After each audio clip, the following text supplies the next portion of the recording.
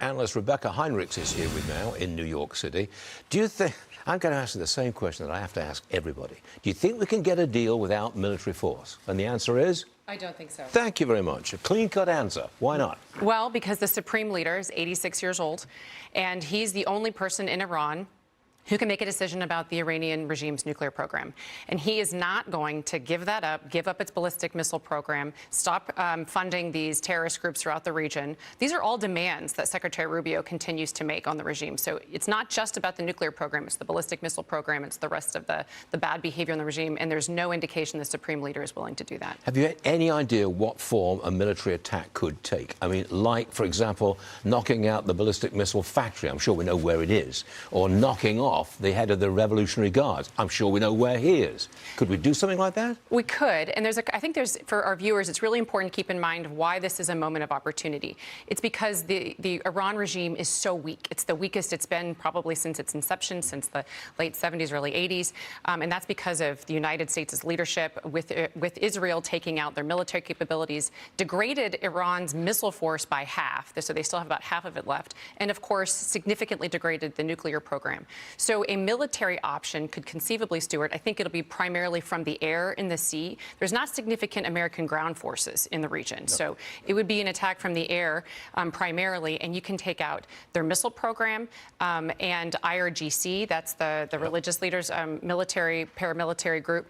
And also there's this pickaxe facility, which is where we believe that the Iranians are continuing their illicit nuclear activity beside the Natanz facility, which is what we struck in Midnight Hammer. We've got to have something happen sooner or later, haven't we? I mean, we can't just this thing drag on and on and on. No, and it's also really important for U.S. credibility and the credibility of President Trump that he enforces his red line, which he's not walked away from that to his credit, and so I think it's really important to him. But again, you know, he's going to think President Trump's going to weigh what the options are so we can carry out a planned military attack so that the United States has agencies to not get dragged into a larger Middle Eastern war at the lowest cost to the American people. I think that's what President Trump is going to be weighing.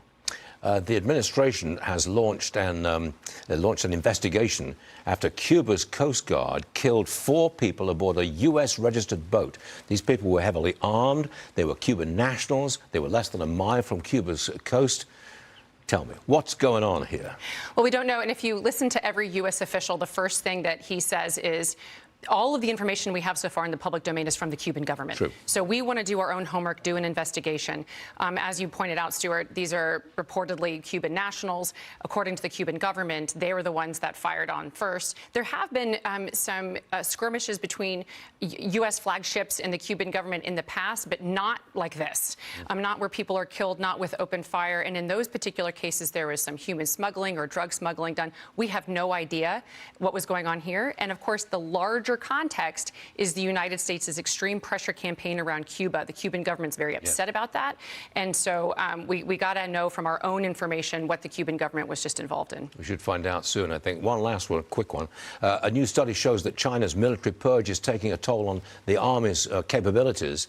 To what extent has Xi's purge weakened his military's operational readiness? I think that the biggest thing that I'm concerned about is he's completely decimating any of the expertise around him and any kind of the military expertise who might give him some information that he doesn't want to hear.